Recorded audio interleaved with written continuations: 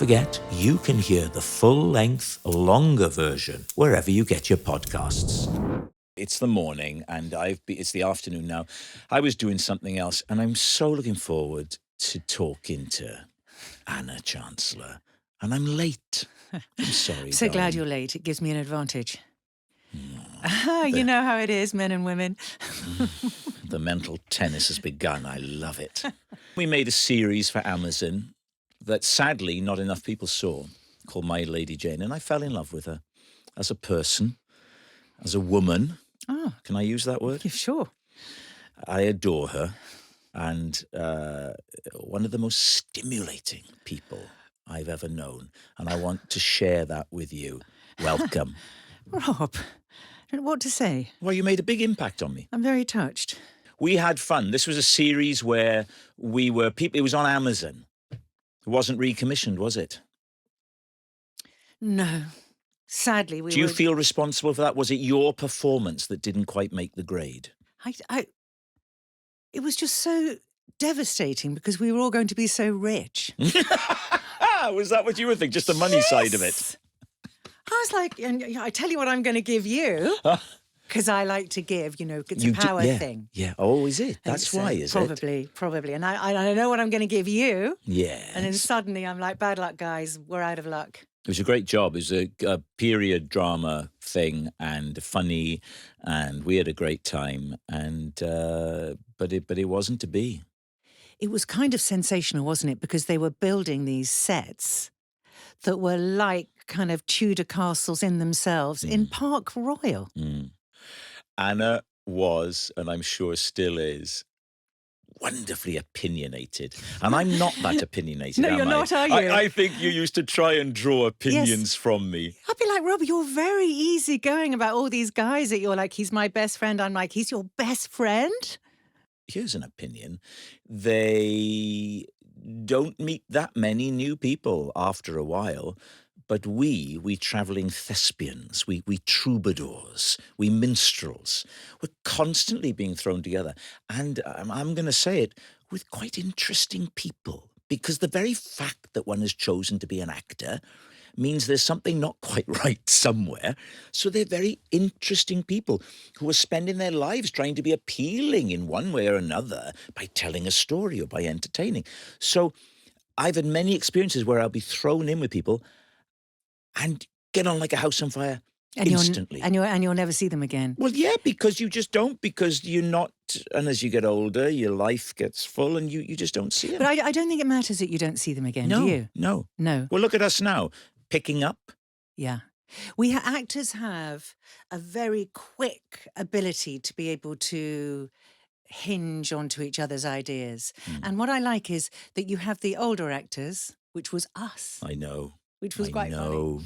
And then you've got the young ones, but it's all a level playing field because in the end, if you're in the scene together, it's sort of even Stevens, isn't it? It's a level playing field, but here's an interesting observation that when you're sat around in between scenes, you will hear them have conversations that you had 30 years ago.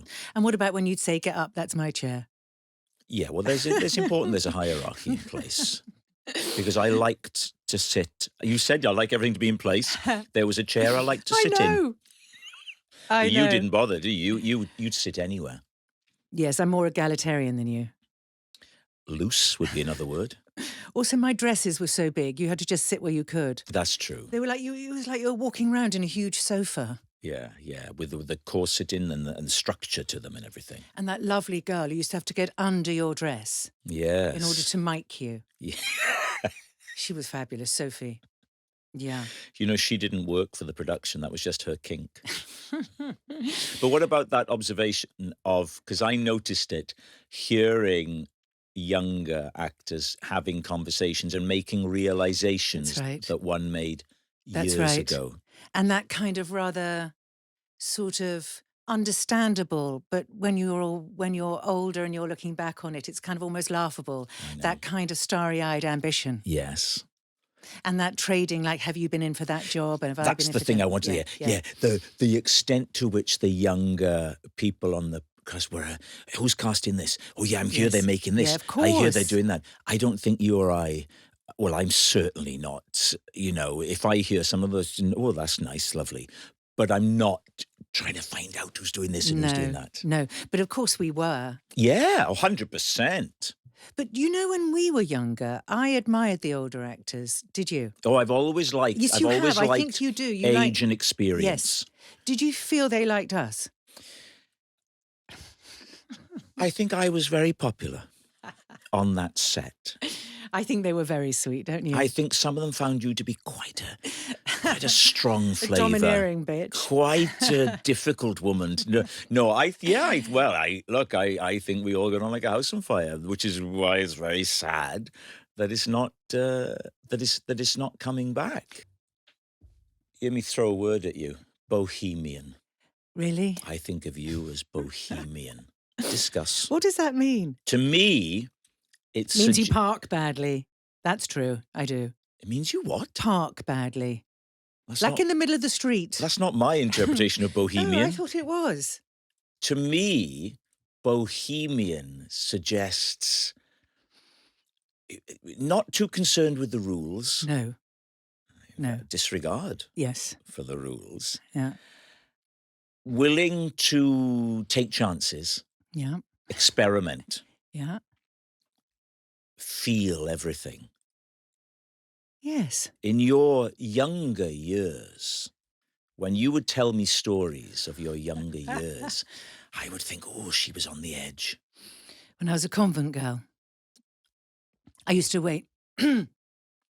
I've got a bit of a cold, darling, because I went to Mexico for Day of the Dead and got incredibly ill, nearly did die.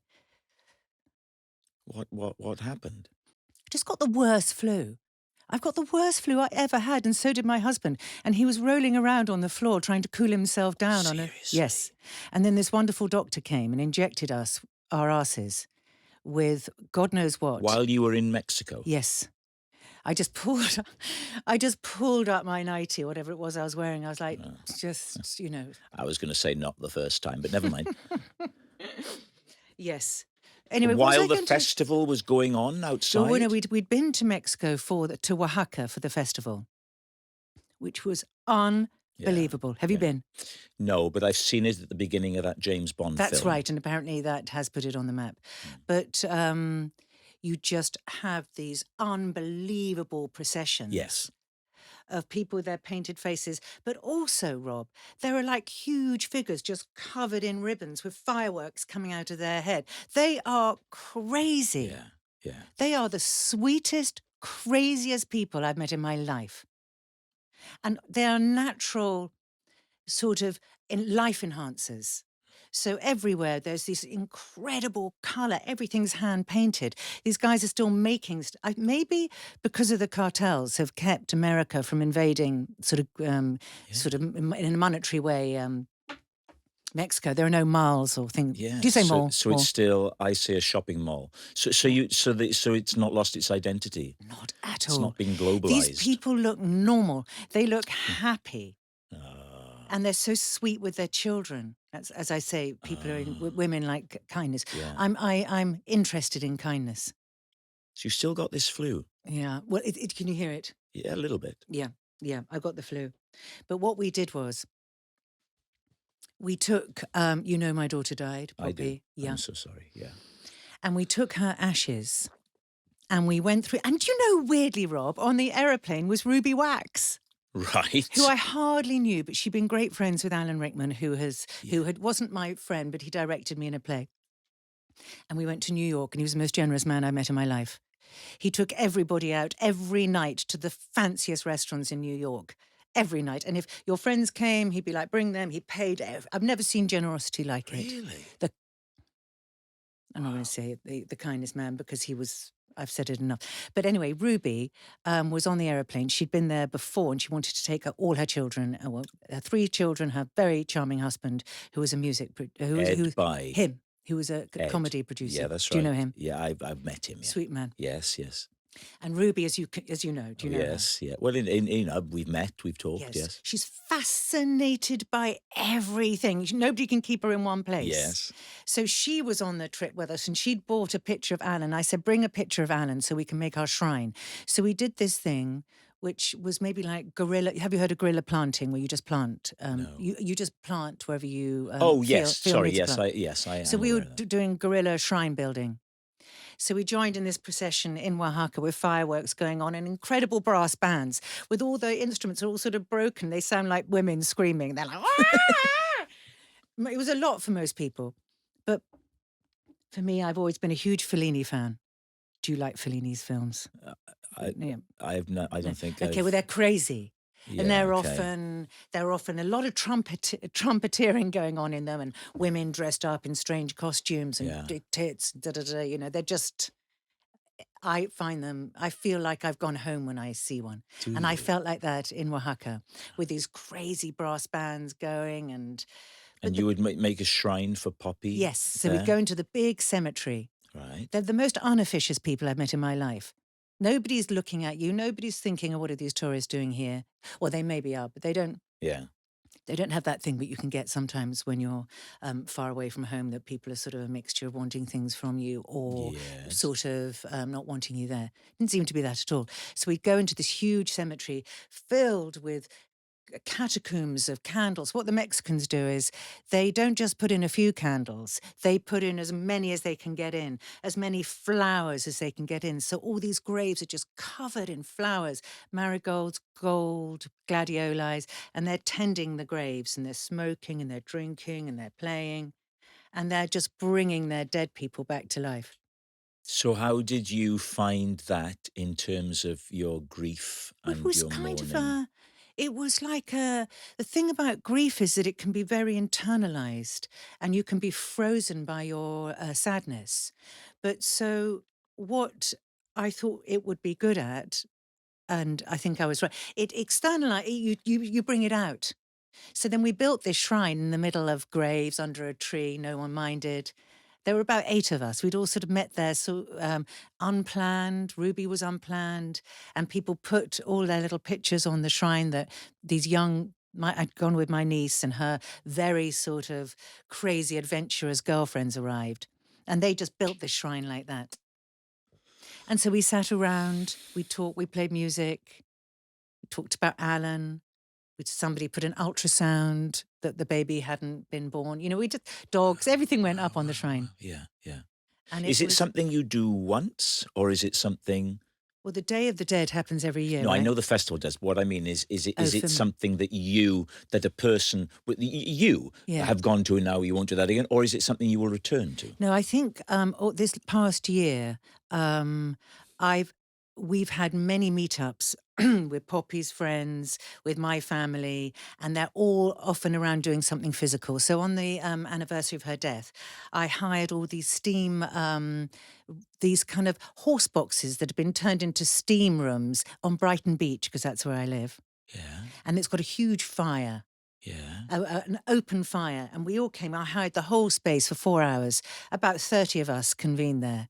And there they were, these gorgeous girls, all in their different sizes and their different swimwear, and everyone's scrubbing and sweating and crying and talking. So it's a physical expression. And then we'd come back to my house. I'd cook a lot of food, fill it with flowers. So Hmm.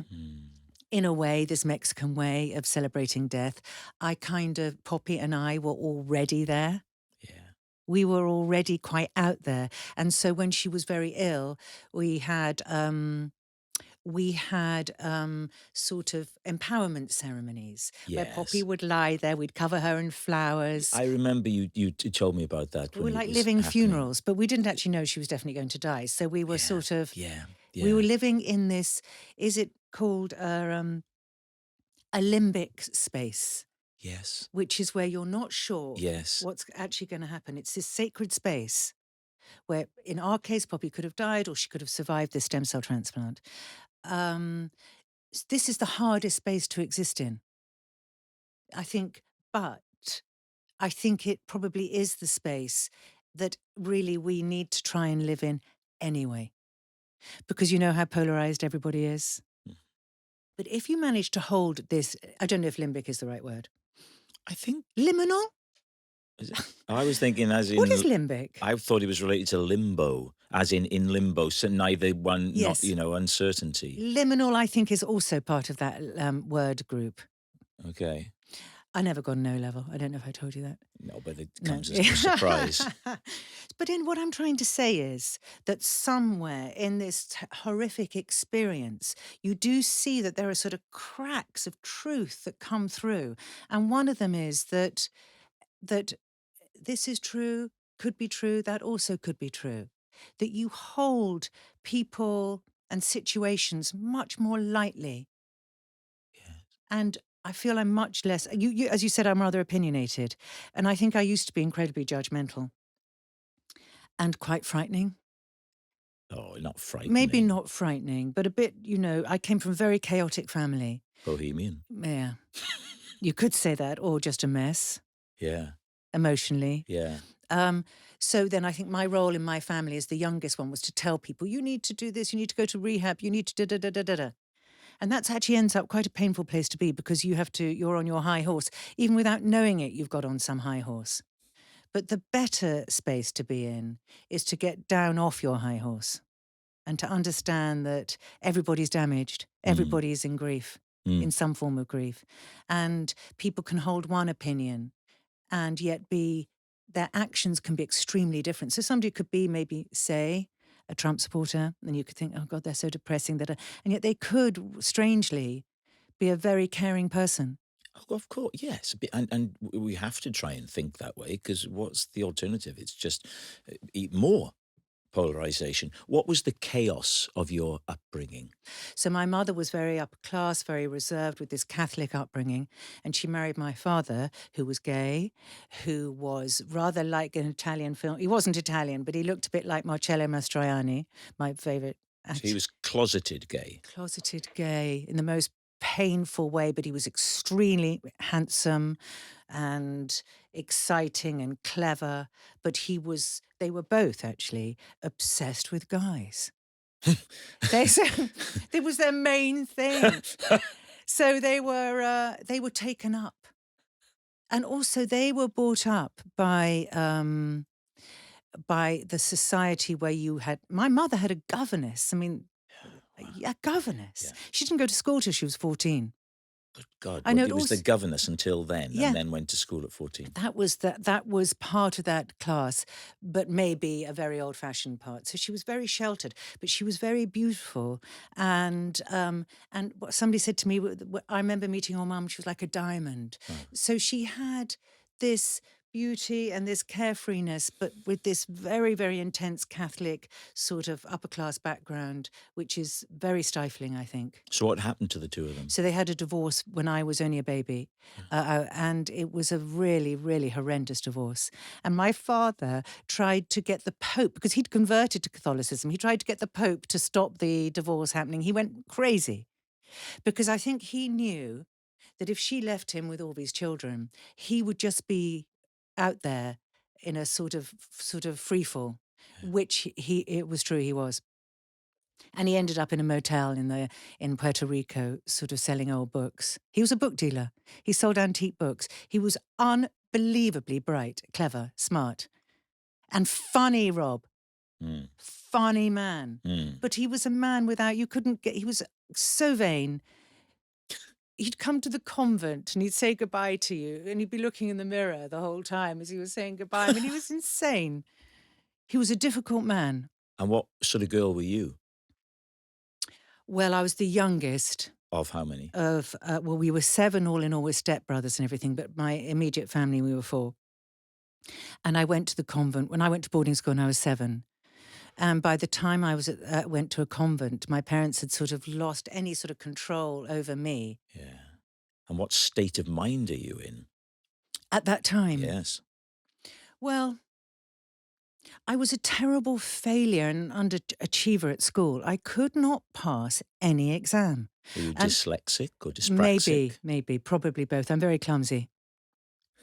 Is that dyspraxic? I Yeah. couldn't Yeah. count, and I still Yeah. can't. Okay. Yeah. Well. I'm there are bits of your brain.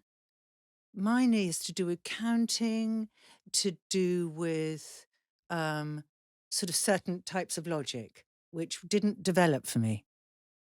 Mhm. Anyway, I couldn't pass an exam, but I loved acting. So, From what age? And how did you discover it? well, I was probably about 12 or 13. And failing at this school, this very strict convent where we had to wear 2 pairs of pants and everything To to stop. to stop any misdemeanors. It obviously didn't. Yeah. Yeah, Well, yeah. you needed 3. How did you find going to a boarding school at 7? It sounds barbaric.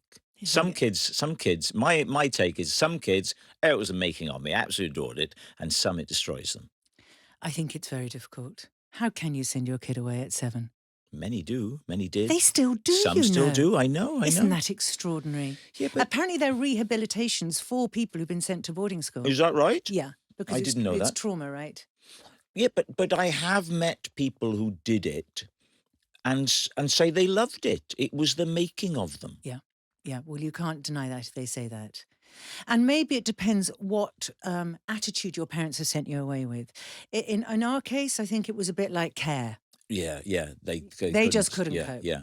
And also it depend on the school, of course, because you get some schools where terrible things happened and some schools that were lovely and nurturing. And if you were good at school, if you're good at Mm, sport, if you're mm. clever, then of course you're going to get these affirmations that are maybe going to feel good. But you But didn't have that. I But what was about when the neither. acting happened, though? So then the acting happened, and I remember this lovely feeling. They gave you a script, and it said your name or your character's name, and then what you had to say and where you had to stand. And for me, that was like a huge relief. Ah, The sort of structure of yes, it yes. was like a freedom for me. Because that remains something that appeals to you about acting, the fact that Yeah. it's there and you have a template to follow. Yeah.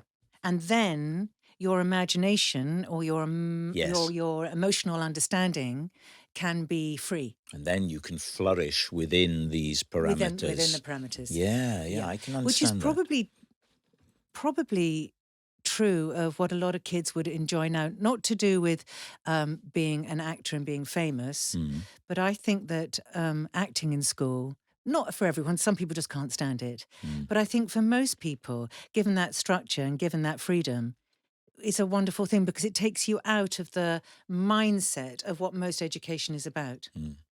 But I suppose it's another thing I believe that to come back to coping with grief, and I think that creativity is huge because you need the imagination, you see, to be able to imagine yourself, not to be just so caught in one And mindset. also, creativity is birth, isn't it? Because you're giving birth to new ideas and if you're trying to deal with death, then in whatever form, whether it's a garden coming into No. bloom in the Yeah. spring, which I bet you will love when the garden starts Yeah. to come alive in the spring.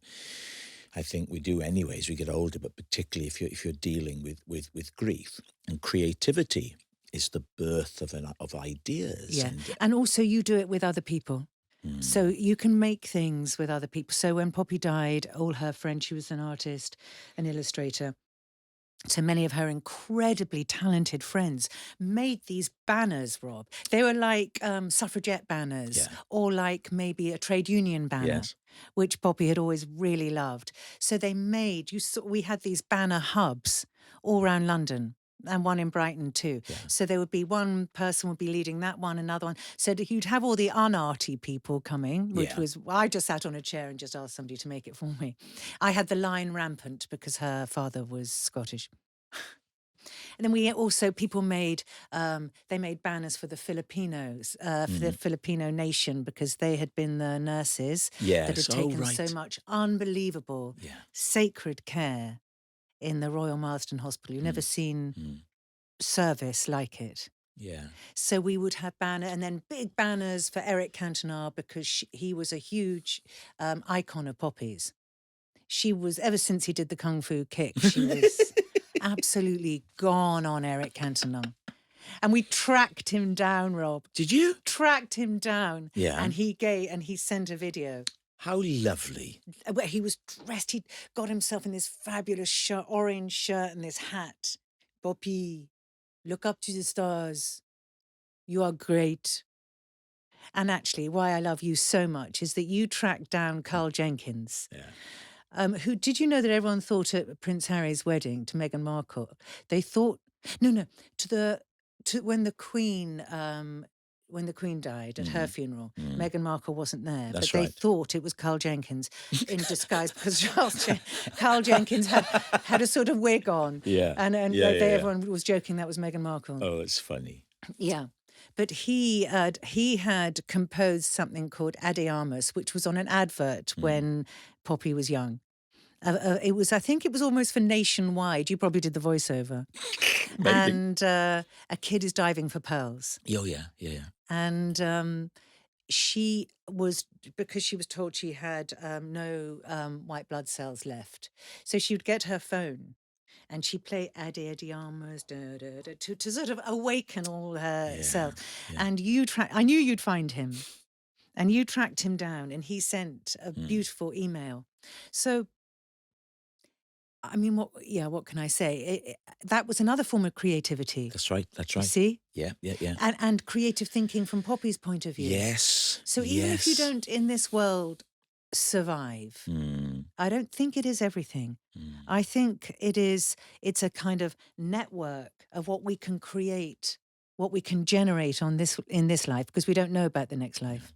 no, No one does. no, no. But he was a great man. We only have limited time. You're here ostensibly to talk about two projects that are coming up, imminent, or they may be upon us, Outrageous Mm. and The Girlfriend, because you're always working, aren't you? You Well, see, that's the impression I well, get. luckily, it's the impression because I spend a lot of time lying down, as I told you. Um, the girlfriend. Yes, I mean, this is quite amazing, Rob, go on. because it's directed by Robin Wright, and Yes, she's the main character in it. And who yes. doesn't love her? And Mhm. guess who I am? Her girlfriend. Oh, do tell. I know. Oh, well, that's piqued my interest. I know. Actually, it wasn't a very big part, but pivotal, pivotal, pivotal. Pivotal is everything. And I wasn't the girlfriend in the title because the story is about her having lost a child and she has a remaining son who she has a very close, maybe too Mm, close. mm, And he gets this girlfriend who she doesn't trust. And then we, the audience, aren't sure if she's right or whether the girlfriend's right. So it's a thriller. right. But she has one sort of peaceful, loving relationship that she had in her youth that's continued throughout her marriage. And that's, yeah, me. That's the Chancellor. Yeah. So we Yeah, had to do quite a lot of snogging. with Robin Wright. Yeah. How did you adapt? I wasn't thrilled. When I look back on the monitor, I thought I looked like a sort of farmer's wife kissing this. No, it's true. And when you see it, you're going to go, I know what Anna means about the farmer's wife. I'm not sure that I will. And she's like a ballerina. Or I felt like I was a ventriloquist and she's just so tiny. Intimacy coordinators for that? Yes, but she said Robin's very fluid, so I didn't know what that meant. Robin was unbelievable. In what She was sense? such a good actress. Well, she is, yeah. Yeah, clearly she's Yeah, such a there's great. no surprise there. No, but it is She's quite. terrific. It is quite. Did you watch House of Cards? Yeah, not all of it, but some of it. She's so Yeah. good in that. She's so good that when you're acting with her, you're a bit like, wow, I better up my. You're just like, how can I up my? I like playing tennis with somebody Mm. brilliant. Do you remember any other actors you might have worked with in the last, say, 24 months, perhaps on a period drama, where you thought to yourself, wow, what is I this? like the way he swings that earring. Yeah. Well, no, actually, Rob, We'll take it as a no. All right. you're pretty good yourself. And Outrageous. Outrageous is about the Mitford family. Do you know who Yes. they are? And when I read about this and I read that you were in that, I thought, oh, that is perfect casting. I thought that's a role you were born to play. Perfect. I could somehow get into that sort of upper classy, sort of vague, kind of rather useless parenting Yeah. mother. She had 7 children. So weirdly, Poppy Yeah. dies. My first job, I have 7 children. Yeah, wow. And they were really astounding, these young actors. These girls are stunning. Mm, mm, Each one of them, you're like, wow. And so clever. mm. And that script was really. James Purefoy was my handsome husband. Oh, and he is, of course. Isn't he? James is very easy on the eye. Yeah. And on that note, Anna, you light up every room.